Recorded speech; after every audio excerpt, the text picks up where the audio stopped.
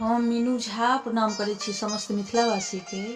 आइ हम एकटा बेटा विवाहक गीत गाबऽ जा रहल छी, बेटा के लगन के गीत। संग दऽ रहल श्रीमती ललिता झा। नीक लागत तऽ लाइक शेयर जरूर करब। धन्यवाद। जय मिथिला, जय मैथिली। सोना के अंगूठी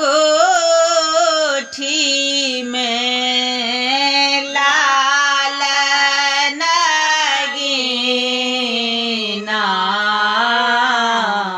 शोभनी दुल्हा के हाथ हे। सोना के अंगूठी में लाल नगीना शोभनी दुल्हा के हाथ हे। अम्मा से पूछे और बेला से पूछे, कहाँ बाबू गमेलाओ सारे रात हे।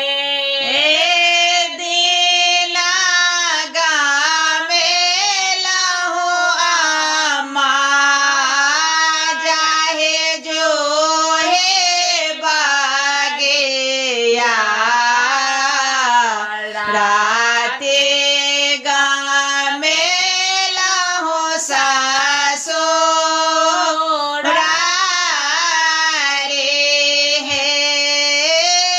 आहू सा प्यारे अम्मा सासु हमारा छथे।